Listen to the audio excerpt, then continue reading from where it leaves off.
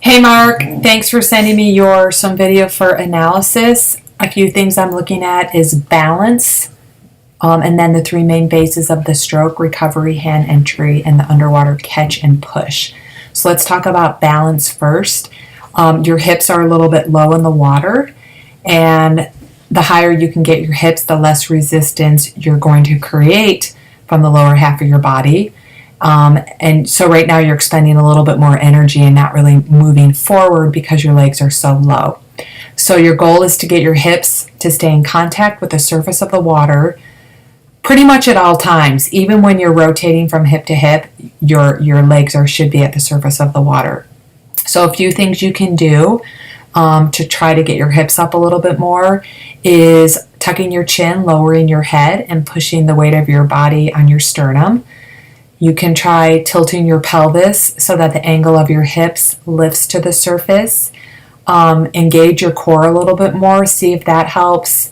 It goes both ways. Just try doing some things with your core and see if your hips sink or if they come up. I'd also say maybe try kicking a little bit more. Definitely kick more from your quad and hip flexor. You have a split kick, especially when you breathe, and that's throwing your balance off. You want your legs moving up and down, not side to side. So that's a little bit why your legs are sinking, because you're not using your quad and hip flexor. And then you definitely want to focus on hand entry. Once you fix your hand entry and put the weight of your body on your sternum, that way it's going to bring your lower half up. The next thing we're going to talk about is recovery. Right now your arms are coming out of the water pretty wide. I'd have you doing a lot of thumb slide drill to kind of help correct that, because when you fix your recovery, that's going to impact your hand entry. Right now, when you enter, you're kind of doing what's called the stop sign, where after you enter, your fingertips are pointing upwards towards the surface after entering instead of pointing down. So then that kind of leads to your palm of your hand making that stop motion, and that's slowing you down, that's creating resistance. So out of the water, you want to keep your fingertips below your wrist, below your elbow, and underwater, you want to keep your fingertips below your wrist, below your elbow, and that starts with recovery and then hand entry.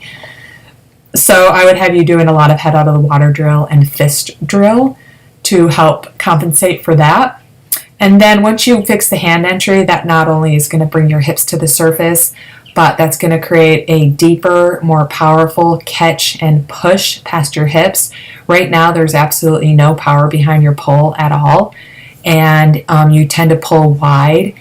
I want you to focus on looking down and pulling over the black line without crossing your midline. You want to keep your hands over that black line.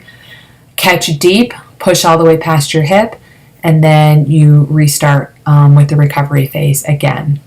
So to summarize this, key drills starts with recovery, thumb slide drill, some fingertip drag, but primarily thumb slide drill. That's going to help your rotation as well. And then definitely lots of fist and head out of the water drill.